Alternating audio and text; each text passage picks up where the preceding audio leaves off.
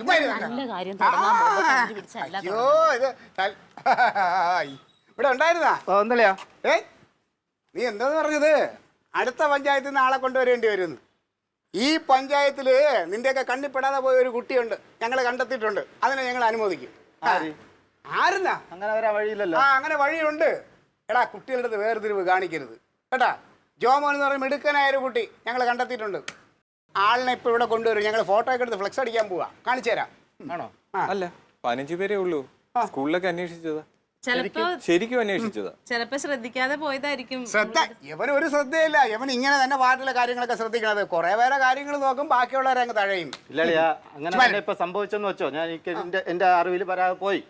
നീ ചെയ്യുന്ന ഒരു നല്ല കാര്യം തന്നെയാണ്. തന്നെയാണ്. നീ ഒരു കാര്യം ചെയ്യും, ആ കുട്ടിയുടെ ഡീറ്റെയിൽസ് കൊടുത്താ. നമുക്ക് 15 പേര് ആദരിക്കുന്നില്ലേ, ആ കൊച്ചിനെ കൂടെ ചേർക്കാതില്. വേണ്ട, നിങ്ങളിപ്പോ ആദരിക്കണ 15 കൂടെ ഞങ്ങൾക്ക് ഒരൊറ്റ ആളെ ആദരിക്കും. നിങ്ങൾ കൊടുക്കണ 500 രൂപയല്ലേ 15 പേർക്ക്? അത് ഞങ്ങൾ 7500 രൂപ ഈ കുട്ടിക്ക് കൊടുക്കാൻ പോവുകയാണ്. ഈ പൈസയുടെ കാര്യമല്ലല്ലോ, നീ ചെയ്യുന്ന നല്ല പ്രവൃത്തി. നിന്റെ ഈ വേർതിരിവ്, നീ എന്തിനാണ് ആ കുട്ടിയുടെ വേർതിരിവ് കാണിച്ചത്? അതിന്റെ രക്ഷകർത്താക്കൾ വരട്ടെ, അവരെ ഞാൻ പറഞ്ഞു മനസ്സിലാക്കും.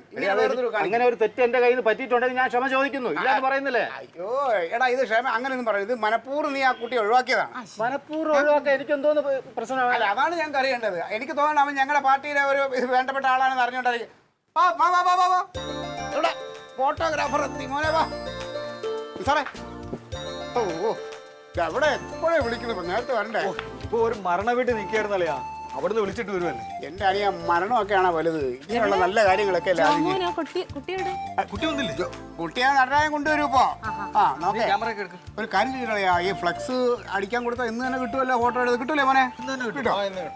ഫ്ലെക്സ് എന്ന് പറയുമ്പോഴേ ഒറ്റ കുട്ടികളേ ഉള്ളൂ. എടുത്തിട്ട് വലുതായിട്ട് നന്നായിട്ട് അടിക്കണം കേട്ടോ. ഞങ്ങൾ അടിച്ചോളാം. അതിന്റെ ഒരു സൈഡിൽ ഞാനും ഉണ്ടാവും എന്റെ ഫോട്ടോ. അത് എന്നെ 5-6 ഫോട്ടോ എടുത്തേ. വേറെ ഡ്രസ് ഇട്ടിട്ട് വാ.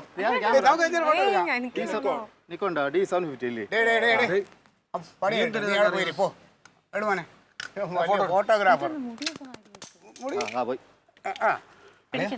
ഞാനോട് നിൽക്കട്ടോ. എന്ത് വേണോ വേണ്ട. അതിൽ ഫ്ലെക്സിന്റെ സൈഡിലേക്ക് ആദ്യം എന്റെ ഞാൻ ഇങ്ങനെ നിന്നാലോ മോനെ? ഇത് മതിയോ? ഇത് വേണോ? ഇതാണോ? അങ്ങനെ വിളിയാ തെറ്റിക്കല്ലേ പോടാ. തിരിച്ചോണ്ട് ഓക്കല്ലേ? ശരിയാ. ഒന്നുകൂടെ കണ്ണ് തള്ളാൻ അളിയാ.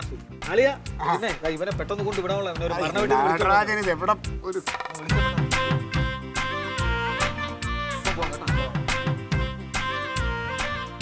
നടരാജ എവിടെ? എത്രയോ എത്തിയോ? പെട്ടെന്ന് പോരും, പെട്ടെന്ന്. ഫോട്ടോഗ്രാഫറോട് നിൽക്കുകയാണേ. ജാമാൻ ഉണ്ടല്ലോ, ഡ്രസ്സൊക്കെ വൃത്തിയുണ്ടോ ജാമാൻ്റെ? ഓക്കെ പിന്നെ ഒരു ഫോട്ടോ എടുത്തിട്ട് ഇപ്പം അങ്ങ് വിടാം. ഫോട്ടോഗ്രാഫർക്ക് എന്തൊക്കെ പോര് ഓക്കെ വെച്ചരാ. പിന്നെ വെക്കൂല, അതല്ലേ. സമ്മതിച്ചടിയാ, നിന്നെ സമ്മതിച്ചു. ഇങ്ങനെ തന്നെ ആവണം. നീ സമ്മതിക്കണ്ട, എന്നെ നാട്ടുകാർ സമ്മതിക്കും. ഇങ്ങനെ തന്നെ ആവണം. അങ്ങനെ ആയിരിക്കണം. എനിക്ക് തെറ്റി പറ്റിയത് നീ അത് വീണ്ടും. അതാണ് പറഞ്ഞത്, നീ ബാലപാഠങ്ങളൊക്കെ പഠിച്ചു പറഞ്ഞേ ഉള്ളൂ. പഠിക്കണമെന്നുണ്ട്. പക്ഷെ അയ്യോ, നിന്റെ പഠിത്തം എന്നെ അനുകരിക്കല്ലേ നീ. ഞാൻ ഒരാൾ മതി. ഒരു പറ്റൂല. എത്തി ഇവിടെ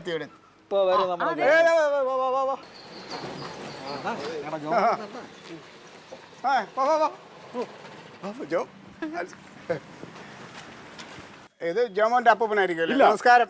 ഇതാണ് ജോമോൻ. ഇതേത് ജോമോൻ? ഇതാണ് ഇപ്പൊ SSLC പരീക്ഷ പാസ്സായ ജോമോൻ. ഇയാള് പിന്നെ എവിടെ, എങ്ങനെ സ്കൂളിൽ പഠിച്ച് പാസ്സായത്? സാക്ഷരതാ മിഷന്റെ കീഴിലെ തുല്യതാ പരീക്ഷയിൽ പാസ്സായത്. കഴിഞ്ഞ 10 വർഷം നിരന്തരമായി പരിശ്രമിച്ച് ഈ വർഷം പാസ്സായി. നല്ല മിടുക്കനായ കുട്ടിയാണ്. 9 A+ഉം 1 B+ഉം.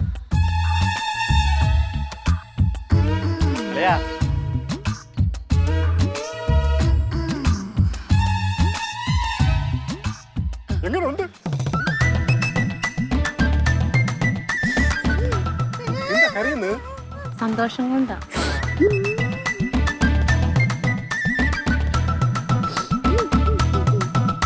ഫോട്ടോ എടുക്കാം.